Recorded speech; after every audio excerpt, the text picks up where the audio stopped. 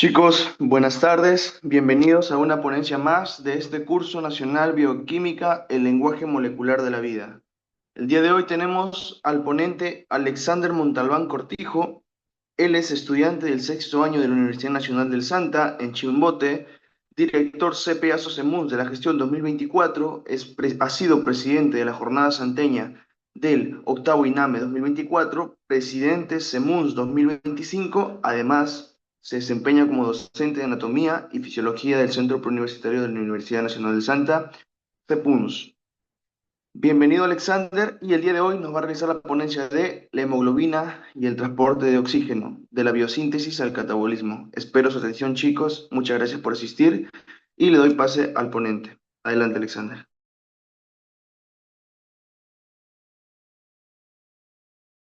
¿Qué tal, Juan Diego? Gracias. No sé si me permites. Ya puedo compartir, ¿no?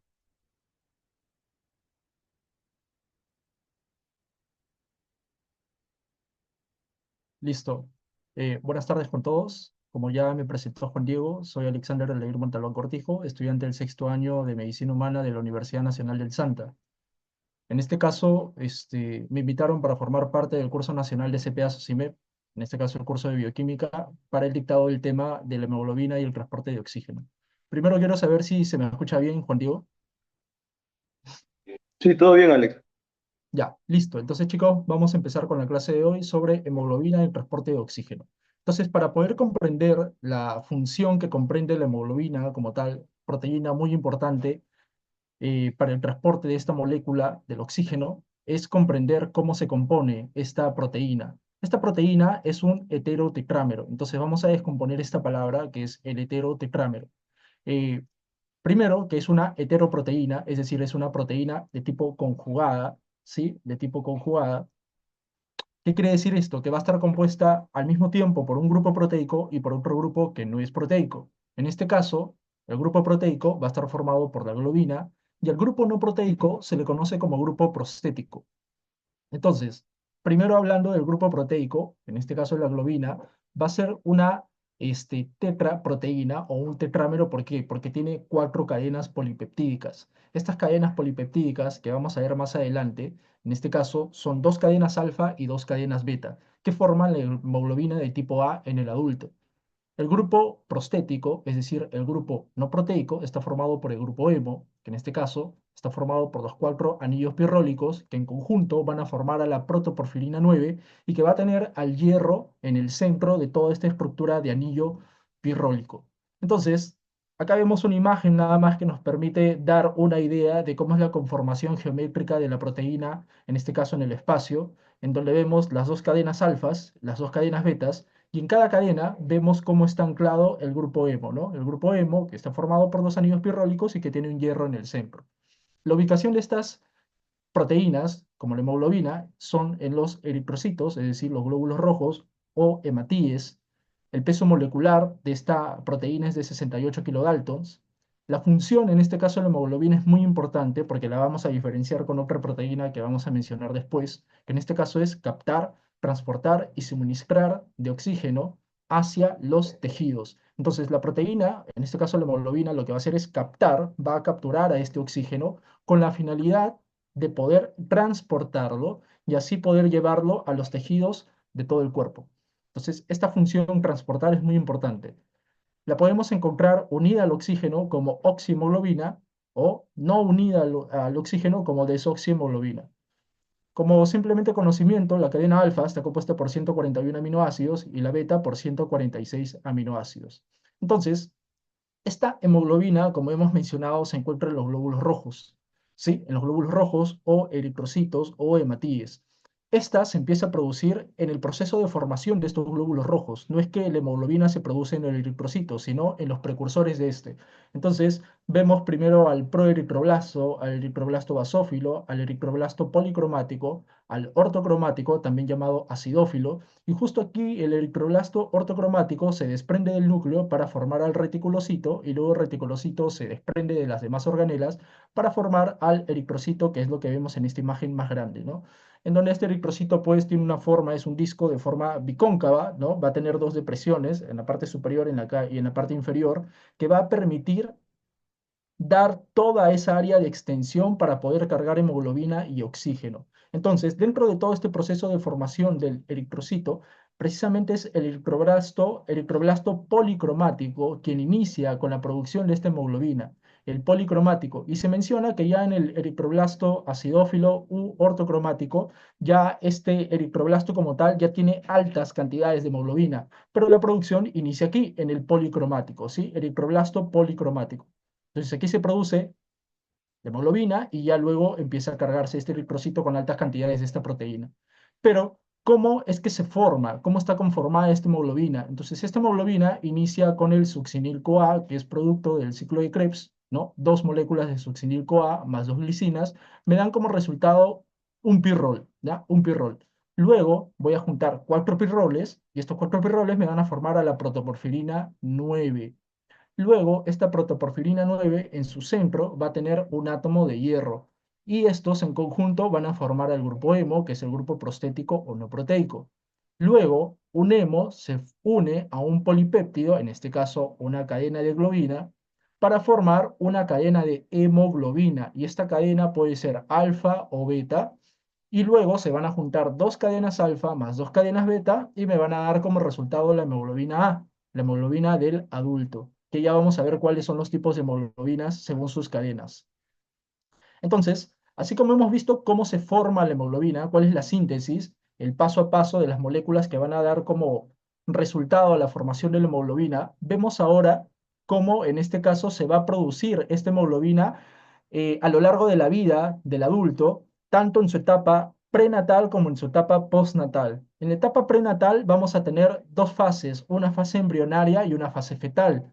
Entonces, en la fase embrionaria vemos altas cantidades de cadenas epsilon y cadenas zetas. Y luego vamos a ver qué tipo de hemoglobinas van a formar. Pero en conjunto, estas hemoglobinas van a ser hemoglobinas embrionarias. Mira, antes de los 3 meses de gestación inicia su formación y asimismo inicia su involución, ¿no? Empiezan a desaparecer. Asimismo, ¿no? Alrededor del mes o 2 meses de gestación empiezan a producirse las cadenas gamma y las cadenas alfa, las cadenas gamma y las cadenas alfa.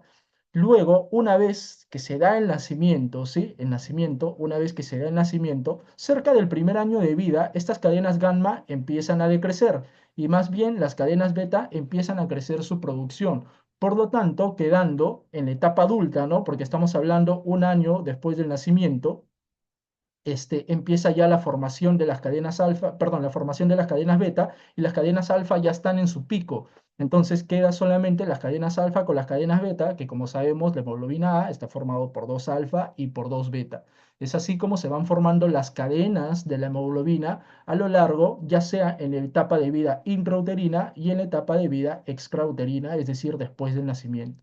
Entonces, en la etapa de vida embrionaria, vemos aquí epsilon y zeta, ¿no? Cadena epsilon y zeta que decae a los 3 meses de vida y ya luego en la etapa fetal se dice a partir de la 10ª semana de gestación aproximadamente empieza a secretarse las cadenas gamma y se unen con las alfa para formar la hemoglobina de tipo fetal. Una vez que nace el bebé, un año después, un año de lactancia, esta cadena gamma decrece hasta desaparecer, ¿sí? Hasta desaparecer y luego empieza a producirse las cadenas beta. Es así que en el año de nacimiento ya el niño, ¿no? En este caso, ya presenta una hemoglobina de tipo adulta con sus cadenas alfa y sus cadenas beta. Asimismo, no descuidemos por aquí que hay una producción de cadenas de tipo delta que se están produciendo en mínimas cantidades. Es así como resultado que vamos a ver todos estos tipos de hemoglobinas. Les mencioné que en la etapa de vida embrionaria se formaban las cadenas Z y las cadenas epsilon. Entonces, estas van a formar la hemoglobina Gauer tipo 1 y tipo 2. La tipo 1 va a estar formado por dos cadenas Z y dos cadenas epsilon. La Gauer tipo 2 va a estar formado por dos cadenas alfa y dos cadenas epsilon. Y asimismo la Portland, que va a estar formado por dos cadenas Z y dos cadenas gamma, ¿sí? Y dos cadenas gamma. Ahora, estas tres hemoglobinas son hemoglobinas de tipo embrionarias, ¿sí? Embrionarias que inician a decrecer su síntesis a los 3 meses de vida. Luego de los 3 meses de vida, o aproximadamente en la 10ª semana de gestación, también mencionan, empieza a producirse la hemoglobina gamma, ¿sí? La hemoglobina gamma. a mayor cantidad, ¿no? A mayor cantidad. Y se une con las hemoglobinas alfa y las otras, la zeta y la épsilon, empiezan a decrecer y es así que queda la hemoglobina fetal como tal. La hemoglobina fetal en el feto, ¿no? En el feto tiene un porcentaje de hasta el 90%, es decir, es una gran cantidad. Por eso se denomina hemoglobina fetal, porque va a ser la más representativa en el feto. Entonces, no olvidar que la hemoglobina fetal está formada por dos cadenas alfa y dos cadenas gamma. Pero ¿por qué acá dice 2%? Porque ya en la vida adulta, esta hemoglobina decrece, decrece, decrece tanto que solamente representa menos del 2% en el adulto. Es decir, en el adulto tengo hemoglobina fetal, sí, pero representa menos del 2%. Es decir, cantidades mínimas, ¿no? Mínimas. Luego voy a tener la hemoglobina A sub 2, ¿no? La hemoglobina A2. Esta hemoglobina A2 va a estar formado por cadenas alfa y por cadenas delta, ¿no? Y también es una hemoglobina del adulto, solamente que es una A sub 2 y representa del 2 al 3%. Y finalmente la hemoglobina más representativa, ¿no? Del adulto es la hemoglobina tipo A. Esta hemoglobina tipo A, que como vimos en un inicio, está formado por dos cadenas alfa y dos cadenas beta y esta sí representa del 95 al 98% de la hemoglobina total. Entonces, miren, en la hemoglobina total tenemos hemoglobina A, hemoglobina A2 y hemoglobina fetal, ¿no? Que en total van a sumar un 100%. Entonces, la hemoglobina del adulto, representativa del 95 al 98%, está formado por dos cadenas alfa y dos cadenas beta. Ahora, ¿qué pasa si hay una alteración en la estructura de estas cadenas? Sabemos que las proteínas están formados por cadenas de aminoácidos. Entonces, estas cadenas de aminoácidos tienen un orden específico en las proteínas de la hemoglobina. Entonces, cuando el aminoácido, en este caso el glutamato, ¿sí? El glutamato es reemplazado por una valina, cambia, ¿sí? Se cambia el orden a nivel de la cadena beta, ¿no? Acá vemos la cadena beta, aquí en la cadena beta el aminoácido glutamato es reemplazado por la valina y eso modifica la estructura de esta hemoglobina causando una alteración, ¿sí? Una alteración formando la hemoglobina de tipo S. Y la hemoglobina de tipo S da como origen a la enfermedad de células falciformes, ¿sí? Enfermedad de células falciformes. ¿Por qué se produce? Por un cambio de posición entre glutamato y el aminoácido valina. Lo mismo pasa con la hemoglobina de tipo C. Va a haber un cambio del glutamato ya no por valina, sino por lisina, ¿sí? Por lisina, dando como origen a la enfermedad de la hemoglobina tipo C. Y luego vemos las alfa-talasemias. Las talasemias ya no tienen que ver por un cambio en la posición de los aminoácidos, sino es una enfermedad genética, pero de tipo cuantitativa, en donde las cadenas van a ir desapareciendo. Van a haber talasemias que tienen una cadena alfa menos, otra que tienen dos cadenas alfa menos, que tienen tres cadenas alfa menos, o algunas que no tienen ninguna cadena alfa, como es en este caso, la alfa-talasemia, que forma la hemoglobina de tipo BART, no tiene ninguna cadena alfa. En su contraparte tiene solamente cuatro cadenas gamma. Entonces, esto tiene que ver con la cantidad de cadenas polipeptídicas que ya no hay o que van a ir desapareciendo, ¿sí? Entonces, allí vemos los distintos tipos de hemoglobina. Y así hay más, ¿sí? Hay más patologías que van a caracterizarse por la presencia o no presencia de cada una de estas cadenas polipeptídicas de las globinas. Entonces, ya hemos hablado de la hemoglobina, ¿no? Hemos hablado de su estructura, ¿no? Cómo está formada por un grupo, por las cuatro cadenas polipeptídicas. Es un heterotetrámero, tetrámero porque tiene cuatro cadenas, y por un grupo hemo, ¿no? Un grupo hemo. Y ahora es importante hacer la contraparte con la mioglobina. La mioglobina muy diferente a la hemoglobina en cuanto al número de cadenas. ¿Por qué? Porque aquí la proteína, la mioglobina, es una proteína monomérica. ¿Qué quiere decir monomérica? Que solo tiene una sola cadena polipeptídica. Tiene un polipéptido de 153 residuos de aminoácidos. ¿Pero en qué se parece a la hemoglobina? Que también va a tener un grupo prostético de tipo hemo, es decir, va a almacenar hierro en su centro. Ahora, la mioglobina ya no se va a ubicar en los eritrocitos, sino más bien en el músculo esquelético estriado, ¿sí? Y una función muy importante de la mioglobina es el almacén de oxígeno, ¿sí? A diferencia de la hemoglobina, que les hice resaltar allí, que la hemoglobina tiene como función el transporte de oxígeno, en su contraparte, la mioglobina tiene como función almacenar el oxígeno, lo va a guardar. ¿Con qué intención lo va a guardar o lo va a almacenar? Cuando nos encontremos en una situación de privación de oxígeno, como por ejemplo en un ejercicio intenso. Entonces, cuando estamos haciendo ejercicio intenso, la hemoglobina, perdón, la mioglobina siente ese cambio de presión de oxígeno, reduce la cantidad de oxígeno en un ejercicio intenso, por lo tanto se ve en la necesidad de poder liberar ese oxígeno que tiene guardado. Por lo tanto, lo que hace es almacenar para poder liberarlo cuando se necesite en un momento de privación de oxígeno como en el ejercicio intenso. ¿Y hacia dónde va a liberar ese oxígeno? Lo libera hacia las mitocondrias del músculo estriado para poder producir energía, es decir, ATP, y se pueda llevar a cabo la función del músculo, que es contraerse en este caso. Tenemos dos formas, oxihemoglobina y deoxihemoglobina.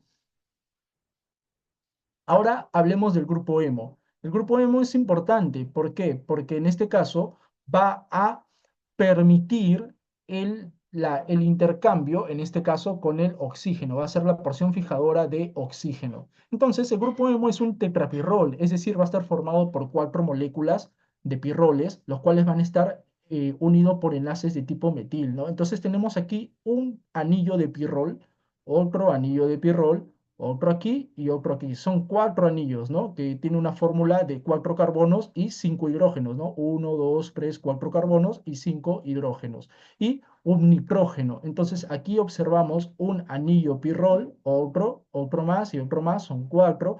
Y estos anillos van a estar unidos por estos dobles enlaces, ¿sí? Por estos enlaces de metileno, esos dobles enlaces. Entonces, en el centro de este conjunto de anillos que va a formar la protoporfirina, ¿no? Tenemos un anillo, un anillo, un anillo, cuatro anillos en total y todo esto es la protoporfirina. Esta protoporfirina en su centro va a tener a un ion metálico, y en este caso el hierro. El hierro, pero en su estado ferroso más 2, ¿sí? El hierro en su estado ferroso más 2. Y este estado ferroso más 2, ¿sí? Este estado ferroso más 2 va a permitir que el grupo hemo sea la porción fijadora de oxígeno y lo vamos a encontrar tanto en la hemoglobina como en la mioglobina, ¿sí? En la hemoglobina como en la mioglobina. Entonces, como la hemoglobina tiene cuatro cadenas polipeptídicas y cuatro anillos de pirrol, entonces puede captar cuatro moléculas de oxígeno. Caso contrario con la mioglobina, que es una sola cadena polipeptídica, por lo tanto solamente va a tener un grupo hemo y por lo tanto va a poder solamente cargar una sola molécula de oxígeno, ¿sí? Esa es una diferencia importante. Además, este complejo, ¿sí? Del hierro, ¿sí? Del hierro, con toda esta porfirina, va a ser rico en enlaces dobles, ¿no? Como vemos aquí, va a ser rico en enlaces dobles, va a tener abundante enlaces dobles, lo que le va a permitir la absorción de luz en el intervalo visible. ¿Esto qué quiere decir? Que vamos a poder observar un color rojo, ¿sí? Un color rojo cuando, en este caso, haya alta saturación de oxígeno, cuando encontremos altas concentraciones de oxígeno, ese rojo va a ser un rojo oscuro. Y cuando hay altas concentraciones de oxígeno en la sangre arterial. Y vamos a encontrar un color rojo violáceo, ¿sí? Cuando hayan bajas concentraciones de oxígeno, ¿no? Baja saturación de oxígeno, por ejemplo, en una sangre de tipo venosa. Además, hablamos del estado ferroso del hierro, ¿no? El hierro en su estado ferroso tiene la capacidad o le brinda la capacidad a la hemoglobina para poder unirse al oxígeno. A diferencia del hierro en su estado férrico, el hierro en su estado férrico no le permite a la hemoglobina unirse al oxígeno, formando así la metalohemoglobina. Entonces, la hemoglobina, cuando el hierro se oxida en su estado férrico, no tiene la capacidad de poder unirse al oxígeno. Es por eso, ¿sí? Es por eso que vamos a encontrar una enzima, la metalohemoglobina reductasa. Esta metalohemoglobina reductasa va a permitir que en este caso el hierro se encuentre en su estado ferroso y de esa forma se pueda unir al oxígeno. Es así que solamente hay una muy poca proporción de esta proteína, del 1,5% de la hemoglobina total, de la metalohemoglobina. Hay enfermedades genéticas que en este caso consisten en la ausencia de esta enzima y que van a provocar obviamente patologías relacionadas a esta, ¿no? Pero es importante saber que el hierro se une a la hemoglobina en su estado ferroso y en su estado ferroso permite la unión al oxígeno. Caso contrario, si estuviera en su estado férrico, se denomina metalohemoglobina y no se puede unir al oxígeno. Entonces, ahora vamos con la función, ¿no? La función de esta molécula de la hemoglobina. Ya hemos visto cómo está conformada la hemoglobina, hemos visto cómo está conformada la mioglobina, hemos hablado de el grupo hemo. Ahora vamos a ver cómo contribuye esta conformación a la función de estas dos estructuras proteicas como la mioglobina y la hemoglobina. Entonces les hice hincapié en las funciones, ¿no? La mioglobina tiene la función de almacén y la hemoglobina tiene la función de transporte. Entonces vemos aquí, ¿sí? Un cuadro, ¿sí? Un cuadro donde vemos un eje Y y un eje X. En el eje X encontramos la presión parcial de oxígeno. La presión parcial de oxígeno, entendámoslo como la cantidad de oxígeno que va a haber. Y la fracción de saturación, en este caso, es la cantidad de oxígeno que necesita estas proteínas para poder saturarse, ¿sí? La cantidad de oxígenos que necesitan estas proteínas para poder saturarse. Esa es la fracción de saturación. Ahora, entonces, la mioglobina, mira, suponiendo que cada uno de estos números en el eje X significa una molécula de oxígeno. Entonces tengo 0 moléculas de oxígeno, 1, 2, 3, 25 moléculas de oxígeno, 50 moléculas de oxígeno, 75 y 100 moléculas de oxígeno. Y aquí vemos la saturación de la mioglobina, ¿no? Este punto es el 100% ya, cuando está totalmente saturado. Entonces la mioglobina, mira cómo empieza a saturarse rápidamente. Rápidamente llega hasta casi un 80%, ¿sí? Simplemente teniendo poca cantidad de oxígeno. ¿Qué quiere decir? Que necesita poca cantidad de oxígeno para poder saturarse. Eso me da como mensaje que la mioglobina tiene alta afinidad por el oxígeno, porque a pesar que hay poco oxígeno, se satura bien rápido. ¿Qué quiere decir? Que el poco oxígeno que le llega lo absorbe rápido, lo capta de manera rápida, entonces tiene mayor afinidad por el oxígeno. Pero mira cómo esa afinidad, ¿sí? Esa afinidad aumenta, aumenta, aumenta, pero en ningún momento decrece, ¿no? En ningún momento hace una curva que empieza a decrecer. Entonces quiere decir que esta mioglobina no suelta el oxígeno. Como tiene mayor afinidad por el oxígeno, entonces tiene menor capacidad de soltarlo. Es por eso que la mioglobina tiene la función de almacenar este oxígeno, pero no de transportarlo para poder liberarlo, solamente para almacenarlo. Esto genera una curva de tipo hiperbólica, ¿no? Una curva de tipo hiperbólica. A diferencia de la hemoglobina empieza a aumentar la cantidad de oxígeno y empieza a aumentar, aumentar, aumentar, pero todavía no se satura del todo, ¿no? Justamente aquí llega al 50% de su saturación, a este nivel, pero cuando todavía tiene al menos una cantidad de 26 moléculas de oxígeno. Ojo, estoy dando estos ejemplos de moléculas porque no es así, tiene que ver con la presión, no con las moléculas, pero para que se entienda, la mioglobina necesitaba apenas 0 a 1 moléculas de oxígeno para poder saturarse, pero la hemoglobina necesita al menos como 25 moléculas de oxígeno para poder saturarse. Entonces, quiere decir que la hemoglobina tiene menor afinidad de oxígeno. Como tiene menor afinidad de oxígeno, entonces va a tener mayor facilidad de poder liberar ese oxígeno que ya ha capturado. Como tiene mayor facilidad de liberarlo, entonces su función principal es el transporte. ¿Para qué la va a transportar? Para poder suministrar a los otros tejidos, ¿sí? Entonces la curva que va a presentar de hemoglobina tiene una curva de forma sigmoidea, sigmoidea. Y además, una característica de la hemoglobina con el oxígeno es que tienen la función o la propiedad de unión cooperativa.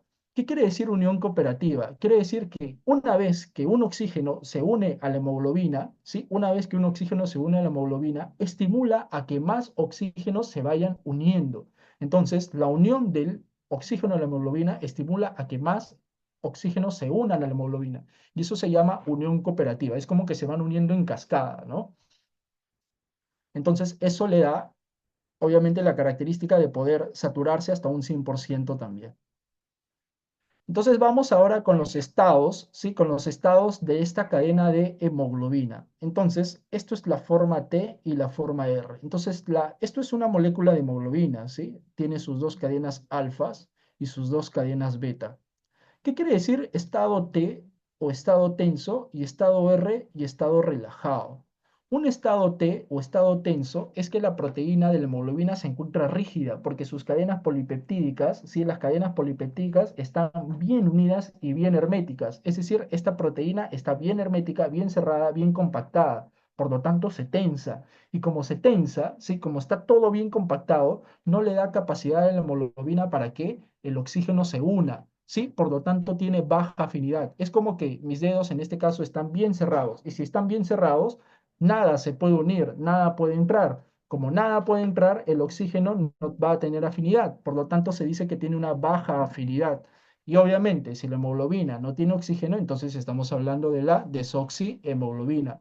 Entonces, en el estado tenso o estado T de la hemoglobina se denomina desoxihemoglobina porque como nada se puede unir, no tiene oxígeno, por lo tanto tiene baja afinidad. Pero como hemos dicho, el oxígeno se une a la hemoglobina por la capacidad de ser cooperativo, ¿no?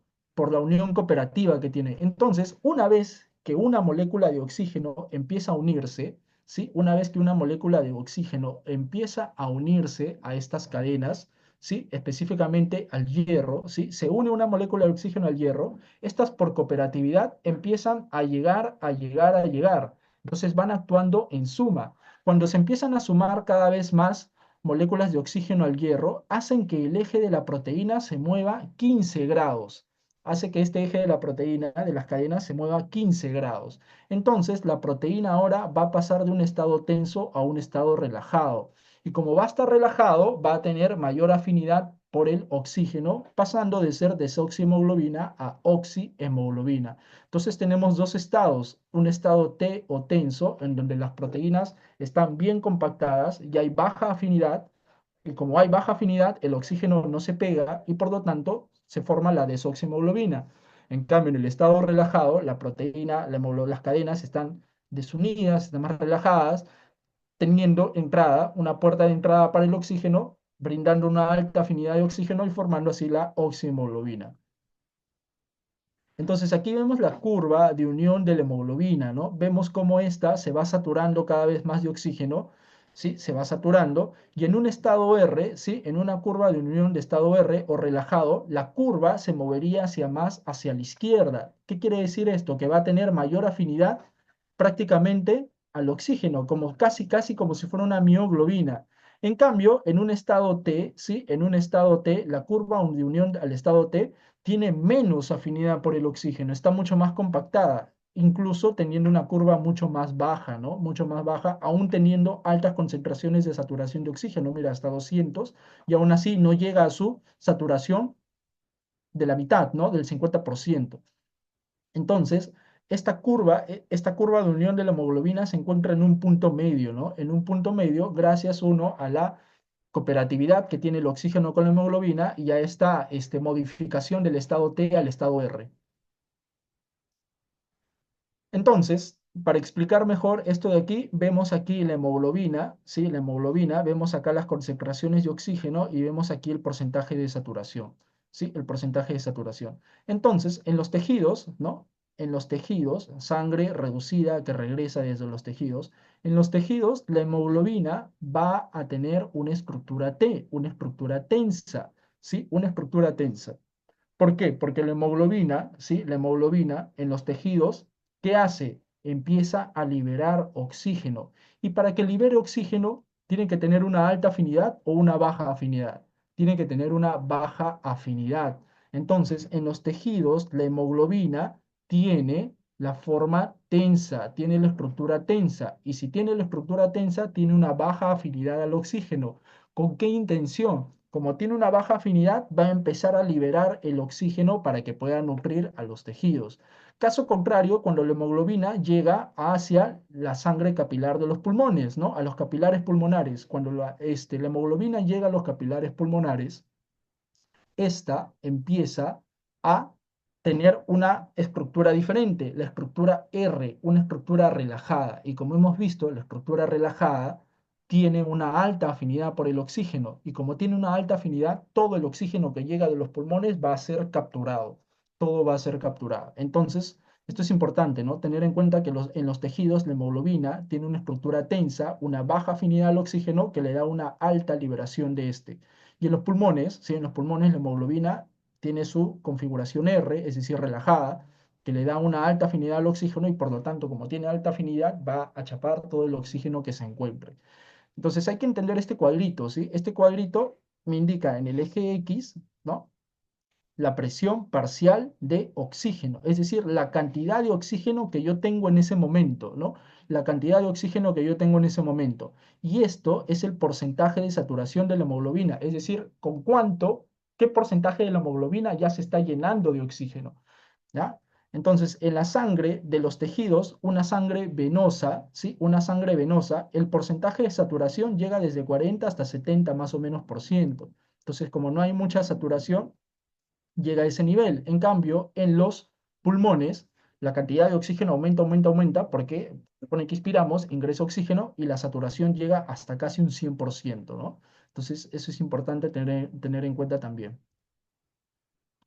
Entonces vamos ahora con los efectos que van a desplazar la curva. ¿Cuáles son los factores que van a desplazar la curva? Entonces tenemos estos efectos alostéricos que van a desplazar la curva de la hemoglobina, ¿sí? La curva de la disociación de la hemoglobina con el oxígeno.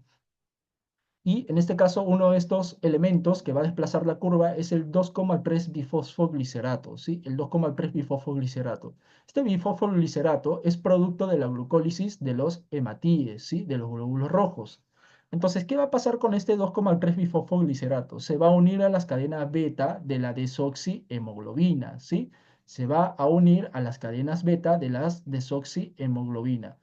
¿Esto qué va a provocar? Disminuir la afinidad de la hemoglobina por el oxígeno, ¿sí? Disminuir la afinidad de la hemoglobina por el oxígeno. Entonces, ¿sí? Entonces, ¿con qué intención va a disminuir la afinidad de la hemoglobina por el oxígeno? Si yo disminuyo la afinidad, quiere decir que voy a tener capacidad de liberar más oxígeno a los tejidos, ¿sí? A los tejidos. Entonces, esto me va a servir en una condición de altura, ¿no? Cuando va a haber una mayor producción de este bifosfoglicerato, ¿no? Me sirve en condiciones de altura, cuando tengo pocas concentraciones de oxígeno, ¿no? Poca saturación de oxígeno, en concentraciones de hipoxia, voy a tener necesidad de poder liberar mayor cantidad de oxígeno. A diferencia de la hemoglobina fetal, mira, en la hemoglobina fetal pasa lo siguiente. En la hemoglobina fetal, como hemos visto, las cadenas que están presentes son las cadenas gamma, ¿sí? Las cadenas gamma. Y estas cadenas gamma tienen baja afinidad por este 2,3 bifosfoglicerato. Y como hay baja afinidad, quiere decir que va a haber mayor afinidad por el oxígeno, ¿no? Mayor afinidad por el oxígeno, por lo tanto, las células, los hematíes fetales, sí, los hematíes fetales van a tener mayor afinidad por el oxígeno. Entonces aquí vemos estos cuadros, ¿sí? Estos cuadros de aquí, que me van a representar más o menos lo que he querido transmitir. Entonces vemos aquí una hemoglobina, la de color rosado, una hemoglobina que sí tiene 2,3 bifosfoglicerato, ¿sí? Una hemoglobina que sí tiene 2,3 bifosfoglicerato. Y vemos aquí en color negro otra hemoglobina que no tiene 2,3 bifosfoglicerato. Entonces, como esta hemoglobina sí tiene 2,3 bifosfoglicerato, ¿sí? Sí tiene 2,3 bifosfoglicerato, libera un 66% del oxígeno presente. Mira, libera un 66% del oxígeno presente. Sin embargo, esta hemoglobina que no tiene bifosfoglicerato, ¿cuánto oxígeno va a liberar? Solo el 8%, ¿sí? Solo el 8%. ¿Por qué? Porque hemos dicho que el bifosfoglicerato disminuye la afinidad de la hemoglobina por el oxígeno. Si esta hemoglobina sí tiene 2,3 bifosfoglicerato, disminuye la afinidad del oxígeno y se va a liberar grandes cantidades de oxígeno, un 66%. Pero la hemoglobina pura, ¿sí? La hemoglobina pura, que no tiene 2,3 bifosfoglicerato, entonces, si no hay 2,3 bifosfoglicerato, la afinidad por el oxígeno, en vez de disminuir, aumenta. Y si yo tengo mayor afinidad, todo lo voy a querer guardar y no voy a liberar nada. Entonces, solamente libero un 8% del oxígeno que he capturado. En la hemoglobina fetal, en este caso, hemos dicho que hay baja afinidad por el 2,3 bifosfoglicerato, ¿no? Porque mira, el bifosfoglicerato, ¿dónde se une? En las cadenas beta. Y en los niños, o en la etapa fetal, perdón, no hay todavía producción de cadenas beta, solamente hay producción de cadenas gamma y cadenas alfa. Entonces, las cadenas gamma, como solamente va a haber cadenas gamma, estas cadenas gamma tienen baja afinidad por el 2,3 bifosfoglicerato. Entonces, entendamos como que en el feto hay pocas cantidades de 2,3 bifosfoglicerato, ¿sí? Va a haber pocas cantidades de este 2,3 bifosfoglicerato en el feto. Y si hay pocas cantidades de 2,3 bifosfoglicerato, esa afinidad por el oxígeno va a aumentar. Por lo tanto, estas células sanguíneas del feto van a tener una alta afinidad por el oxígeno, ¿sí? Van a tener una alta afinidad por el oxígeno. Vamos con otros efectos que van a desplazar la curva. Entonces, por aquí, para poder entender lo que se viene después, que es el efecto Bohr, debemos entender lo siguiente, que en el tejido o en los tejidos, ¿sí? Hay alta actividad metabólica, ¿sí? Y como hay alta actividad metabólica, van a empezar a producir varias sustancias. Dentro de estas sustancias que producen está el CO2. Este CO2 sale de los tejidos hacia la sangre y obviamente va a entrar al glóbulo rojo. Y este glóbulo rojo, perdón, este CO2 se encuentra con el agua y por acción de una enzima, ¿sí? Este CO2 más agua se convierte en hidrogenión más bicarbonato. Luego el bicarbonato sale, pero en la sangre que queda el hidrogenión. ¿Qué quiere decir? Que este paso del CO2 hacia la sangre va a generar que se liberen más cantidades de hidrogeniones. Por lo tanto, la sangre se va a hacer cada vez más ácida, ¿sí? Más ácida. Lo mismo va a pasar aquí, o bueno, acá pasa lo contrario, perdón, lo contrario. Vemos aquí la sangre, ¿no? De los capilares, los alvéolos pulmonares, ¿sí? Los alvéolos pulmonares. Entonces, en los alvéolos pulmonares, ¿qué va a pasar? Entra el oxígeno, ¿no? Va a entrar el oxígeno, va a entrar el oxígeno y asimismo el bicarbonato que se encontraba libre va a entrar, se va a asociar con el hidrogenión, ¿sí? Se va a asociar con el hidrogenión y va a formar CO2 más agua y es así que el CO2 se va a liberar de la sangre hacia los pulmones para ser eliminados a través de la expiración. Pero mira, el hidrogenión que estaba suelto ahora se unió para formar agua, por lo tanto, eso va a reducir las cantidades de hidrogeniones. Entonces, eso es importante conocerlo para lo siguiente. ¿Qué efecto va a tener el pH y qué efecto va a tener el CO2? Entonces, esta imagen nos va a representar bastante bien. Vemos aquí la hemoglobina, ¿sí? La hemoglobina como tal, que cuando hay cantidades de hidrogeniones, ¿sí? Cuando hay cantidades de hidrogeniones, es decir, cuando aumentan los hidrogeniones, ¿qué pasa cuando aumentan los hidrogeniones? Baja el pH, ¿no? Baja el pH. Y si baja el pH, estamos yéndonos hacia una acidosis, ¿no? Ante una acidosis. Entonces vemos aquí la curva, ¿sí? La curva normal, que es la curva de color rojo, ¿sí? La curva de color rojo, 7,4 y vemos aquí la curva de color azul que es 7,2 cuando baja el pH, es decir, cuando tengo cantidades de hidrogeniones. Entonces, cuando hay cantidades de hidrogeniones, ¿qué pasa con la hemoglobina? Empieza a liberar oxígeno. Libera oxígeno, ¿por qué? Porque disminuye su afinidad por el oxígeno. Entonces, libera el oxígeno. Pero ¿qué pasa cuando aumenta el pH? ¿Sí? Cuando aumenta el pH, la curva se va a desplazar hacia la izquierda. ¿Por qué? Porque si aumenta el pH, va a aumentar su afinidad por el oxígeno y eso va a generar que la curva se desplace hacia la izquierda. En cambio, cuando disminuye el pH, ¿sí? Cuando disminuye el pH, la curva se va a desplazar hacia la derecha. Igual va a pasar con el CO2. El CO2 vemos aquí, la curva roja está en estado normal, ¿no? 40, ¿no? 40 milímetros de mercurio, ¿no? Vemos aquí el CO2 con 40 milímetros de mercurio. Entonces, vemos aquí cómo cuando aumenta el CO2, ¿qué pasa con la curva? Se desplaza hacia la derecha. ¿Qué quiere decir que se desplaza hacia la derecha? Vamos a ver. Entonces, aquí vemos la hemoglobina, ¿sí? La hemoglobina como tal, y viene el CO2, ¿no? Como aumentan las concentraciones de CO2, el CO2 va a buscar unirse a la hemoglobina. Por lo tanto, este CO2 se une a los grupos aminos de esta hemoglobina, formando así la carbaminohemoglobina, ¿sí? Entonces, como se une el CO2, esto va a generar el desplazamiento del oxígeno, es decir, va a liberar oxígeno. Por lo tanto, disminuye la afinidad. Y como disminuye la afinidad por el oxígeno, la curva se desplaza hacia la derecha. ¿Sí? Se va a desplazar hacia la derecha. Caso contrario, si disminuyera la cantidad de CO2, si disminuye la cantidad de CO2, quiere decir que no va a haber un CO2 que se una a la hemoglobina, por lo tanto, no va a haber nadie que desplace el oxígeno, quiere decir que se va a guardar el oxígeno en la hemoglobina, y como lo va a guardar, entonces va a aumentar la afinidad, ¿no? Y eso genera que la curva se vaya hacia la izquierda. Entonces, vemos por aquí los factores en general que van a desplazar la curva.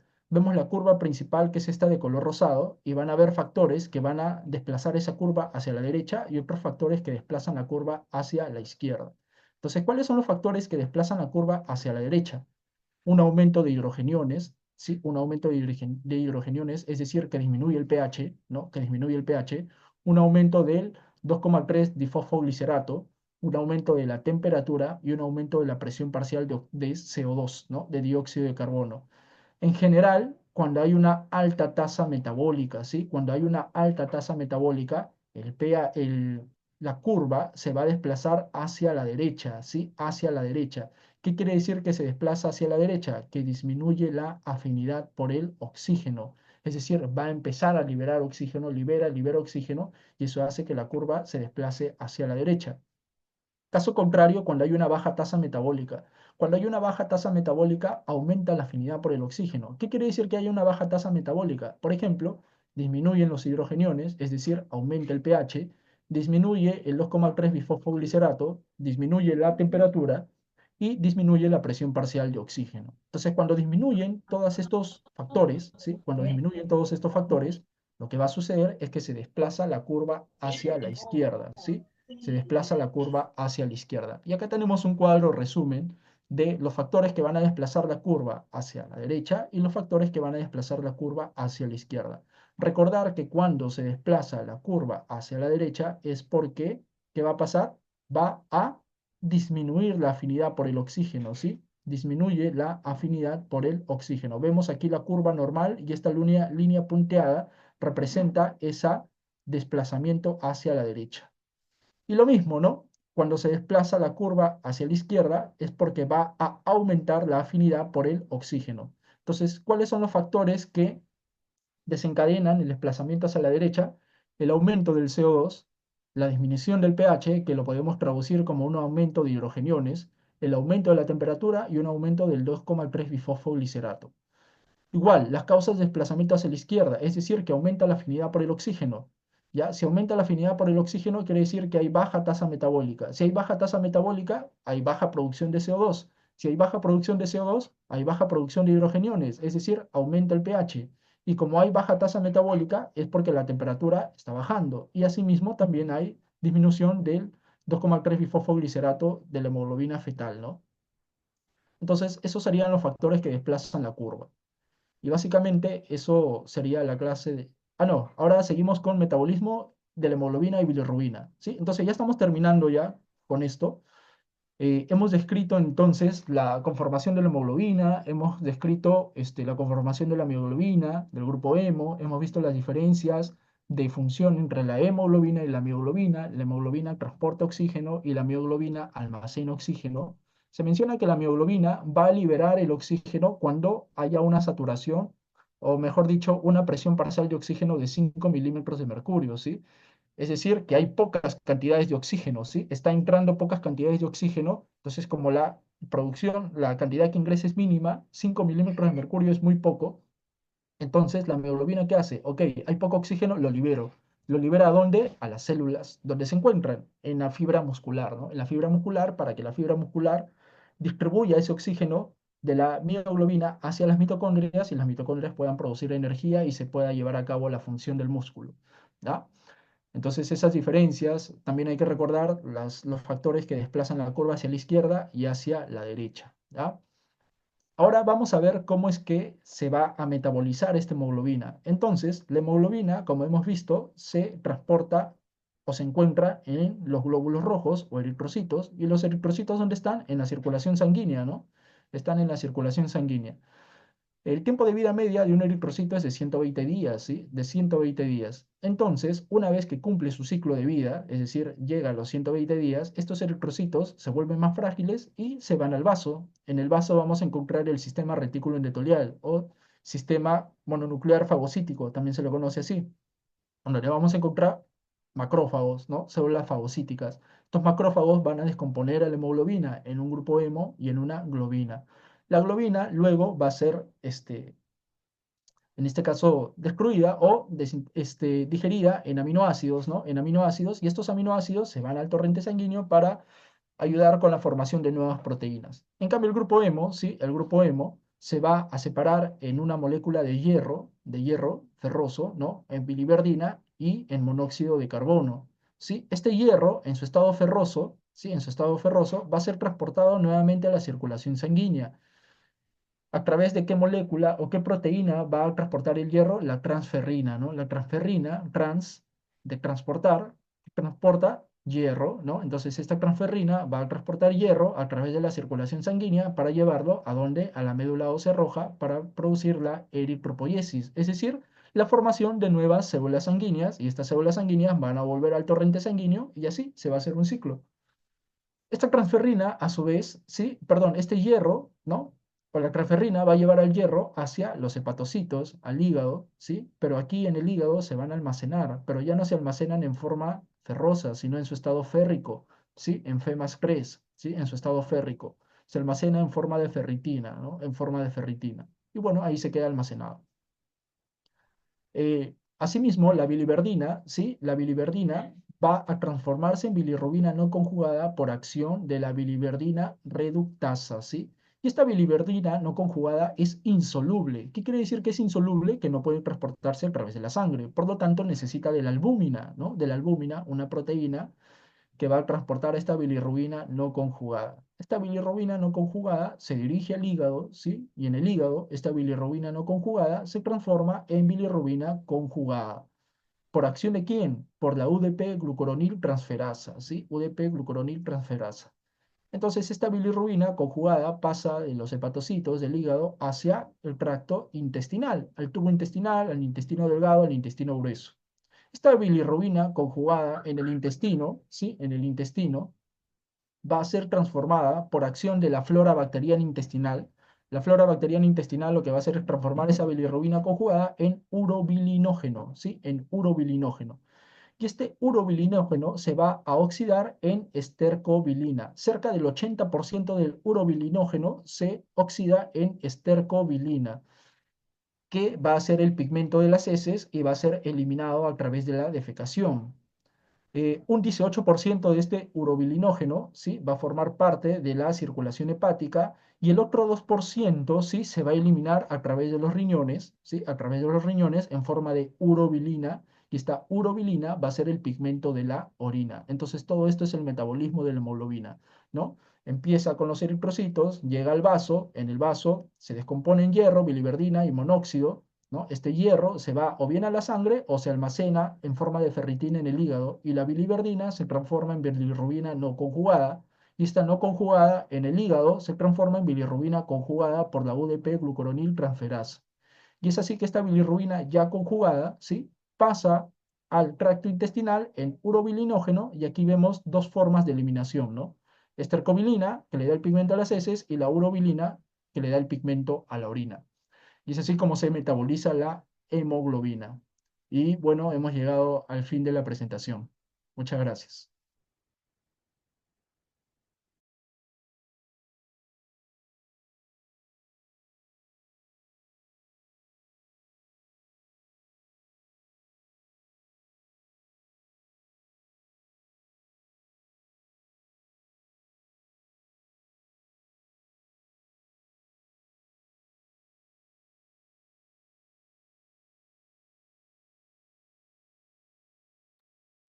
Muy bien. Gracias, Alexander, por la ponencia brindada el día de hoy.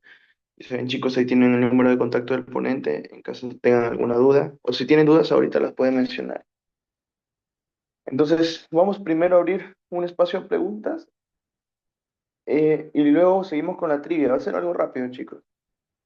¿Hay alguna pregunta? Pueden levantar, escribir en el chat.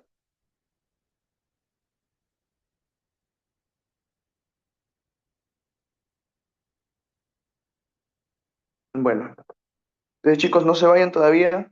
Ahorita vamos a compartir las trivias eh, con el fin de registrar su asistencia final.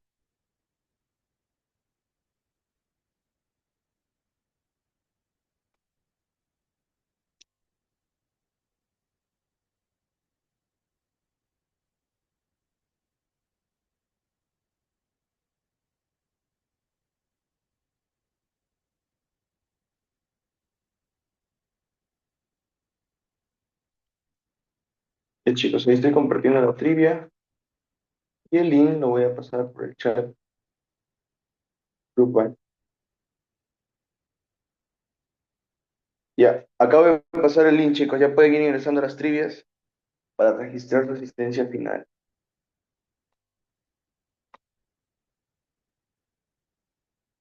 Ingresen chicos, ya acabo de mandar el link.